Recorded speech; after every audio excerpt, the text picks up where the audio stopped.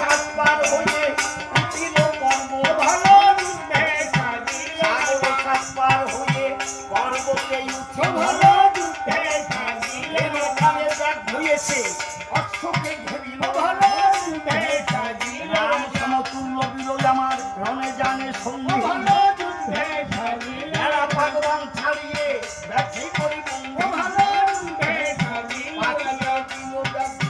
অবস্থা ভুল ভালো যুদ্ধে সমাজে বন্ধন ভালো যুদ্ধে ভাবে দুর্দিক হয়ে গেল ভালো যুদ্ধে শত্রু ভালো রক্ত তখন বহু দূর ভালো যুদ্ধে সাগর সাতবার হয়ে উঠিল পর্ব ভালো যুদ্ধে তখনই সাগর সাতবার হয়ে পর্বতে উঠে ভালো যুদ্ধে 3 কোটি দেশে অশ্বকে ঘিরে ভালো যুদ্ধে শত্রু ঘন বিশ্বে জানে নানা বাণের ভালো যুদ্ধে ইন্দ্রজাল বান ছাড়িয়ে যাবে করে বন্ধু ভালো যুদ্ধে পাঠিয়ে দিল ব্যাগন অযোধ্যা ভুব ভালো যুদ্ধে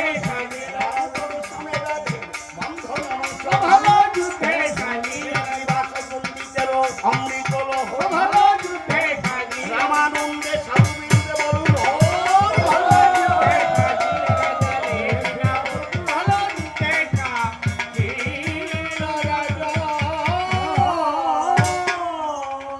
সমন্ত্র সারথি তুমি রথখানা অযোধ্যায় চালিয়ে দাও। কেন? আমার চতুর্দেশ বিজয় হলো। কেমন কথা বলেছেন? ঠিকই তো বলেছি। আপনার প্রভুর আদেশ করেছি চতুর্দিক বিজয় না। আরে তাই তো হলো।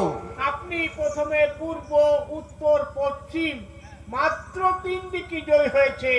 এখনো যে আমার এই দক্ষিণ দিক বাকি আছে, এই দক্ষিণ দিক বাকি থাকলে আমাদের কিন্তু চতুর্দিক বিজয় হবে না। তুমি দক্ষিণ দিকে রথখানা চালিয়ে দাও, আমিও দেখতে চাই ওর বীর হয়েছে দক্ষিণ দিকে মম সমাগত যোদ্ধা। শত্রুঘ্নের প্রাণে জেগেছে অহংকার, দক্ষিণ দিকে বীর শূন্য, দক্ষিণ দিকে বীর নেই। তাই আমার দরপরি মধুসূদন অন্তরে সাড়া পেয়েছে। তখন আমার দরপরি মধুসূদন বলেছেন, ন ভাড়া পর্বত ভাড়া ভাড়া সপ্ত সাগরা নিন্দি কস্য মহাভারা ভাড়া বিশ্বাস ঘাতকা। আমি জগতের সমস্ত ভার সইতে পারি, সমস্ত ভার, সপ্ত সাগরের ভার সইতে পারি, পর্বতের বস্তু তার ভার আমি সইতে পারি, কিন্তু অহংকার নিন্দাকারী মিথ্যাবাদী আর বিশ্বাসঘাতকের ভার আমি সইতে পারি না। হায় হায়, শত্রুঘ্নের প্রাণে জেগেছে অহংকার, দক্ষিণ দিকে